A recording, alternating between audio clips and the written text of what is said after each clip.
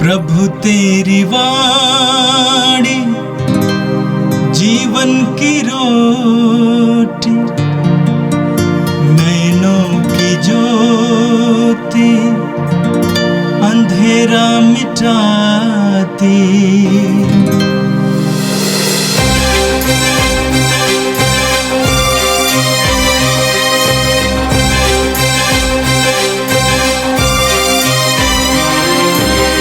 प्रभु तेरी वाणी जीवन की रोटी, नैनों की ज्योति अंधेरा मिटाती। प्रभु तेरी वाणी जीवन की रोटी, नैनों की ज्योति अंधेरा मिटाती। वाणी वाणी वाणी वाणी वाणी पवित्र है, शाश्वत है, जीवन का मन्ना है। 18 नवंबर मंगलवार। पहला पाठ मकाबियों का दूसरा ग्रंथ, अध्याय 6, पद संख्या 18 से 31। एलियाजर मुख्य शास्त्रियों में से एक था। वह बहुत बूढ़ा हो चला था और उसकी आकृति भव्य तथा प्रभावशाली थी। सूअर का मांस खाने के लिए उसे बाध्य किया जा रहा था। उस अवैध भोजन का प्रबंध करने वाले एलियाजर के पुराने परिचित थे। उन्होंने उसे अलग ले जाकर अनुरोध किया कि वह ऐसा मांस मंगवा कर खाए जो वर्जित नहीं है और जिसे उसने स्वयं पकाया है, और राजा के आदेश के अनुसार बलि का मांस खाने का स्वांग मात्र करे।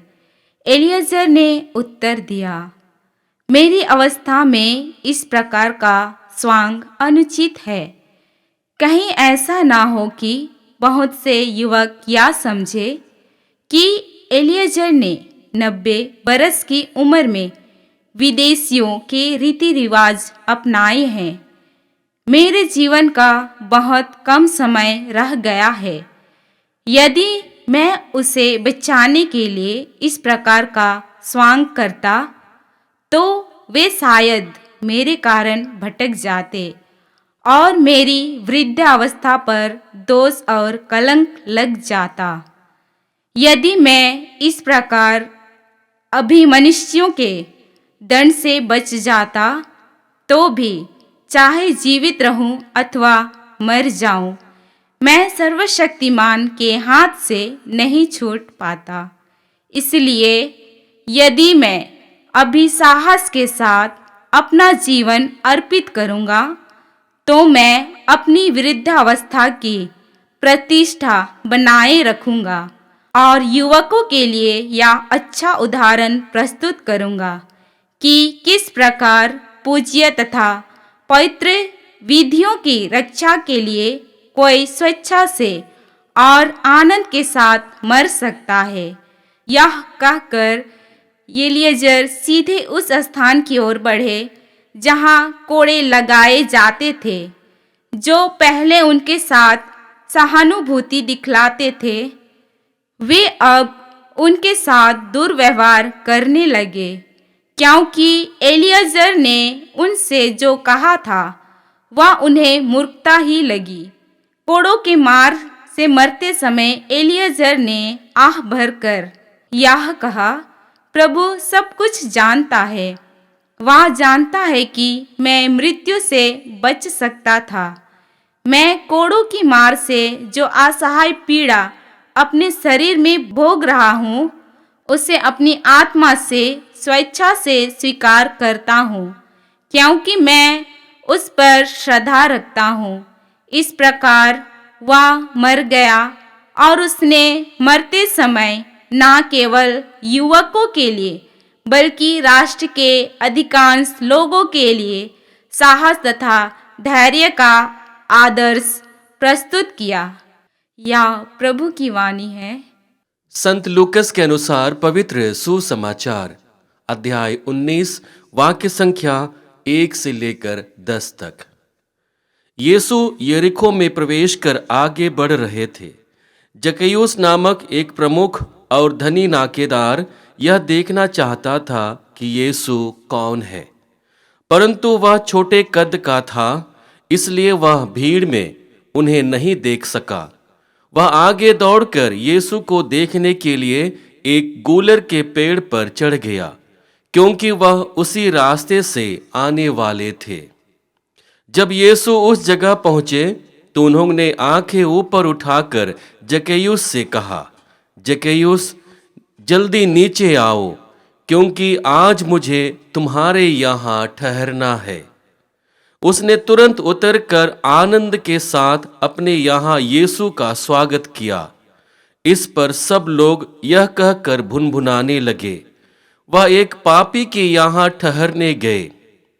जक्कैयुस ने दृढ़ता से प्रभु से कहा, प्रभु देखिए, मैं अपनी आधी संपत्ति गरीबों को दूंगा, और मैंने जिन लोगों के साथ किसी बात में बेईमानी की है उन्हें उसका 4 गुना लौटा दूंगा। यीशु ने उससे कहा, आज इस घर में मुक्ति का आगमन हुआ है, क्योंकि यह भी इब्राहिम का बेटा है। जो खो गया था, मानव पुत्र उसी को खोजने और बचाने आया है। यह प्रभु का पवित्र सुसमाचार है। क्रिस्त प्रभु की जय। यीशु में मेरे प्रिय भाई और बहनों, आज का पहला पाठ मकाबियों के दूसरे ग्रंथ से लिया गया है। आज के पाठ के इस अंश में हम लोग एक मार्मिक घटना को सुनते हैं, जहां पर एलियाजर अपने वृद्ध अवस्था में युवाओं और राष्ट्र के सामने एक बहुत ही सुंदर नमूना प्रस्तुत करते हैं, उदाहरण प्रस्तुत करते हैं। धर्म के पालन और धार्मिकता के जीवन जीते हुए हमें बहुत बार चुनौतियों का सामना करना पड़ता है। कभी कभी यह अवसर बन जाता है कि हम उन चुनौतियों से समझौता करने लगते हैं, और इसलिए अपने धार्मिकता और धर्म के पालन में मिलने वाली जितनी भी चुनौतियां हैं, उन सभी अवसरों पर हम अपने विश्वास के प्रति कैसे ईमानदार बने रहें, अपने विश्वास के प्रति कैसे अडिग रहें, और दूसरे लोगों के सामने हम कैसे अपने विश्वास को प्रकट कर पाएं, उस बारे में आज एलियाजर हमें एक अच्छा उदाहरण प्रस्तुत कर रहे हैं। सबसे महत्वपूर्ण बात है कि सत्य और पवित्रता से हमें कभी भी समझौता नहीं करना चाहिए। हम देखते हैं कि एलियाजर अपने जीवन के द्वारा यह दिखाने की कोशिश करता है कि हमारे जीवन में परिस्थिति कैसी भी हो, कितने भी दुखदाई क्यों हो, हमें सत्य और पवित्रता से कभी भी समझौता नहीं करना चाहिए। उस समय धार्मिक अनुष्ठान का यह मत था कि सूअर का मांस लोगों को अपवित्र करता है, इसलिए सूअर का मांस खाने से लोगों को परहेज करना होता है। लेकिन वहां के राजा इस्राएली लोगों को, यहूदी लोगों को सूअर का मांस खाने के लिए प्रेरित करते हैं, और उसी दौरान एलियाजर को भी वह प्रेरणा दी जाती है कि वह सूअर का मांस खाए और अपने प्राणों की रक्षा करे। और यही वह समय होता है जब एलियाजर अपने जीवन के द्वारा, सच्चे कार्य के चुनाव के द्वारा, वह न केवल युवाओं के सामने बल्कि राष्ट्र के सामने एक आदर्श को प्रस्तुत करता है। वह आदर्श है कि वह कभी भी सत्य और पवित्रता के लिए समझौता नहीं कर सकता है। हम स्तोत्र 15 में पढ़ते हैं, जहां पर स्तोत्रकार सबसे पहले यह सवाल करता है कि प्रभु के सामने कौन टिक सकता है, प्रभु के मंदिर में कौन रह सकता है, और इस प्रकार के सवाल से अपने स्तोत्र की रचना करता है। और सवाल के बाद उसका उत्तर देते हुए वचन संख्या 3 में कहता है, वही जिसका आचरण निर्दोष है, जो सदा सत्य कार्य करता है, जो हृदय से सत्य बोलता है। हमारे अच्छे कार्य, हमारे सत्य कार्यों का चयन ही हमें ईश्वर के सानिध्य तक पहुंचाता है, हमें ईश्वर की संगति प्रदान करता है और वही जीवन हमें आगे बढ़ने के लिए मनोबल देता है। चुनौतियों का सामना करने के लिए हमें धैर्यवान बनाता है, हमें ताकत देता है, बल देता है कि हम उन सभी चुनौतियों का सामना कर सकें। हम संत मत्ती रचित सुसमाचार अध्याय 5 वाक्य संख्या 16 में पढ़ते हैं, जहां प्रभु यीशु कहते हैं, तुम्हारी ज्योति मनुष्यों के सामने चमकती रहे, जिससे वे तुम्हारे भले कामों को देखकर तुम्हारे स्वर्गिक पिता की महिमा करें। हम ईश्वर की महिमा अपने अच्छे कार्यों के द्वारा कर सकते हैं, अच्छे चीजों के चुनाव के द्वारा कर सकते हैं और वही हमें ज्योति बनने के लिए आगे बढ़ाता है और उस ज्योति के द्वारा हम दूसरों के सामने अपने आदर्श को प्रस्तुत करते हैं, अपनी धार्मिकता को प्रस्तुत करते हैं और उसके द्वारा दूसरे लोगों के जीवन में भी परिवर्तन लाने की कोशिश करते हैं। दूसरी महत्वपूर्ण बात है, सही निर्णय के द्वारा आदर्शपूर्ण जीवन की शुरुआत होती है। एलियाजर इस बात को समझते थे कि उनका एक गलत कदम युवाओं को भटका सकता है, लोगों को गलत राह और गलत धार्मिकता के चुनाव में बाध्य कर सकता है, उनको प्रभावित कर सकता है और इसलिए एलियाजर अपने जीवन में दुख का चयन करता है।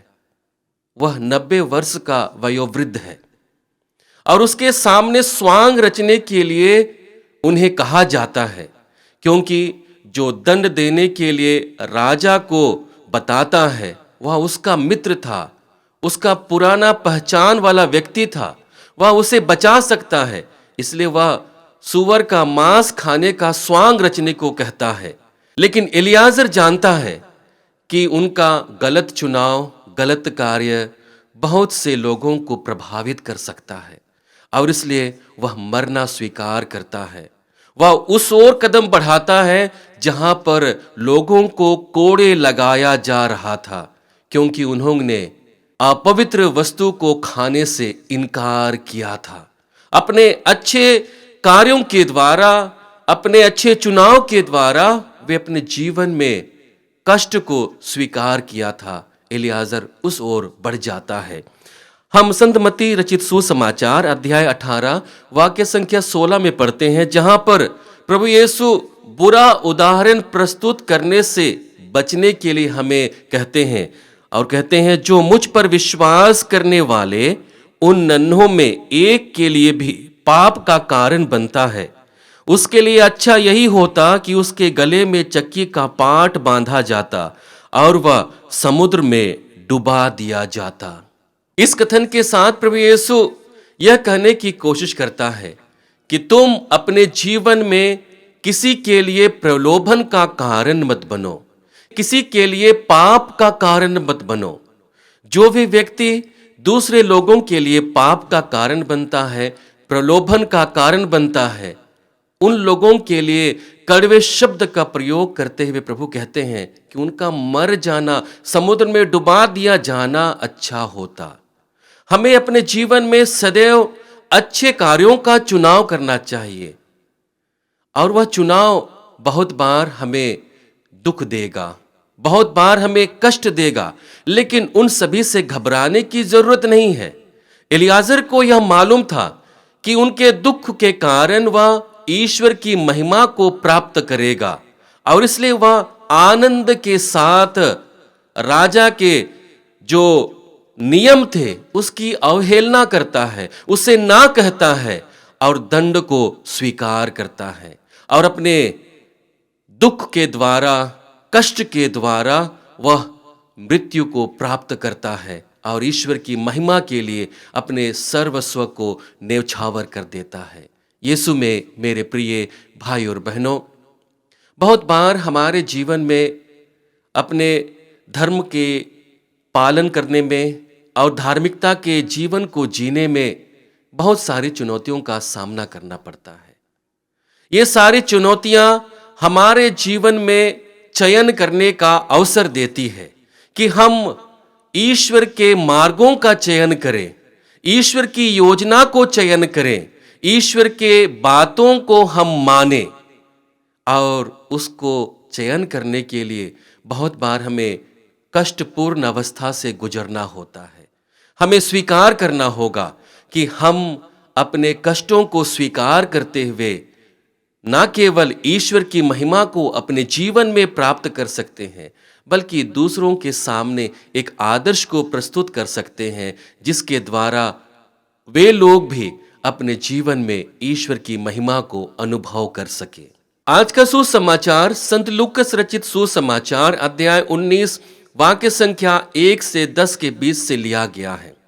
संत लूकस इस अध्याय के द्वारा प्रभु यीशु के प्रेम को हमारे सामने प्रकट करते हैं। वह कहना चाहता है कि ईश्वर का प्रेम सच्चा प्रेम है।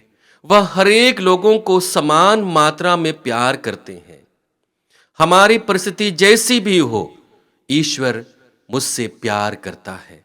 इसी को अनुभव करने के लिए आज का सुसमाचार हमें प्रेरणा दे रहा है। सबसे पहली बात है कि मानवीय सीमाएं ईश्वर के प्रेम को कभी भी प्रभावित नहीं कर सकती है। हम देखते हैं कि जक्कैयुस का कद छोटा था और उसके सामने बहुत बड़ी भीड़ थी, जिसके कारण से वह यीशु को देख नहीं सकता था। उसके मन में एक जिज्ञासा थी कि वह यीशु को देख पाए, और यीशु को देख पाने की भूख उसे पेड़ पर चढ़ा देती है। यीशु उसके पास आते हैं, उसकी ओर देखते हैं और उसका नाम पुकार करके उसे नीचे आने का आह्वान देते हैं। यह इस बात का प्रमाण है कि हमारी सीमाएं, हमारी परिस्थितियां, हमारी कमियां कभी भी ईश्वर के प्रेम से वंचित नहीं कर सकती है। ईश्वर का प्रेम हमारे कमियों के द्वारा प्रभावित नहीं होती है। हम जैसे भी हो, जिस भी अवस्था में हो, ईश्वर हमसे प्यार करता है। और उसी को महसूस करने के लिए हमें सबसे पहले एक इच्छा को लेकर के आना है।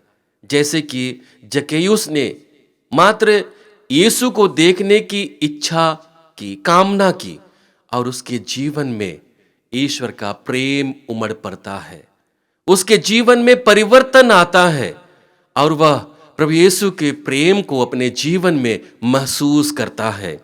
हम रोमियो के नाम संत पौलुस के पत्र अध्याय 5 वाक्य संख्या 8 में पढ़ते हैं, जहां पर संत पौलुस कहते हैं, किंतु हम पापी ही थे जब मसीह हमारे लिए मर गए थे। इससे ईश्वर ने हमारे प्रति अपने प्रेम का प्रमाण दिया है।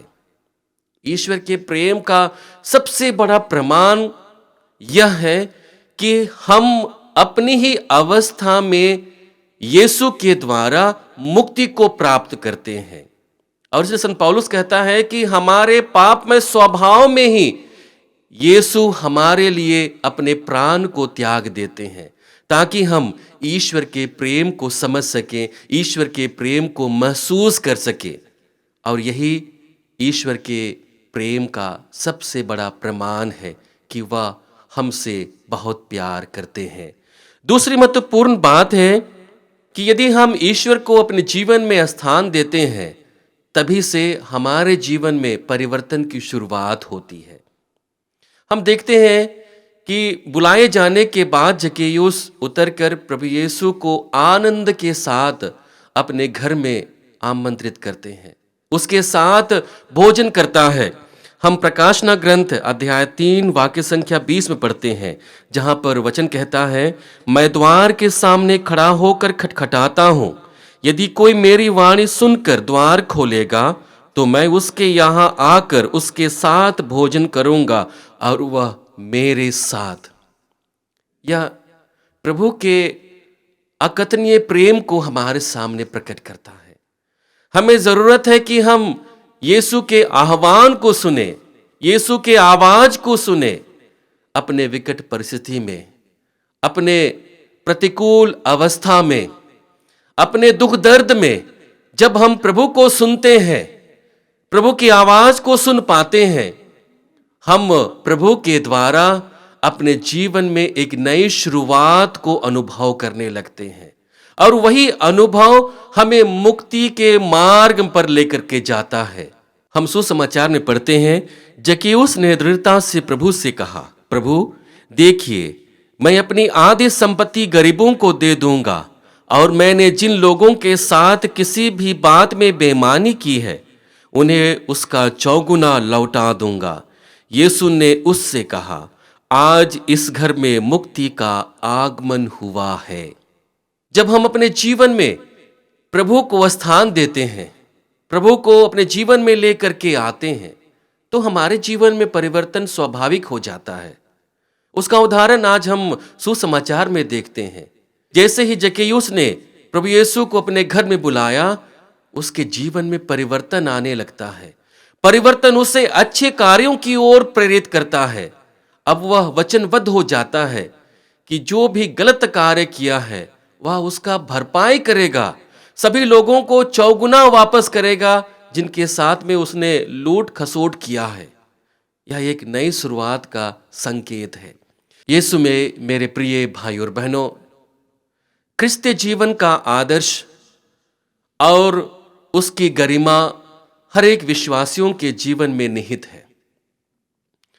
उस गरिमा को यदि बनाए रखना है तो हमें प्रभु का साथ स्वीकार करना है, प्रभु के सानिध्य में लगातार अपने को बनाए रखना है और वही सानिध्य हमारे जीवन में परिवर्तन लेकर के आएगा। हम अपने जीवन के हर एक परिस्थिति में ईश्वर की योजना को समझने लगेंगे और उसी योजना को पूरा करने के लिए हम आगे बढ़ते जाएंगे। आइए हम प्रभु से प्रार्थना करें कि इस क्रिस्तीय जीवन को जीते हुए हम हमेशा आनंदित हों, क्योंकि ईश्वर और प्रभु हमसे प्यार करता है।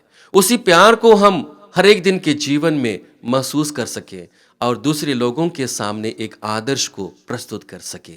हे सर्वशक्तिमान पिता, हम धन्यवाद देते हैं हमारे क्रिस्तीय जीवन के लिए, हमारे क्रिस्तीय बुलाहट के लिए, जिसके द्वारा तू अपने प्रेम को हमारे जीवन में परिपूर्ण मात्रा में प्रदान करता है।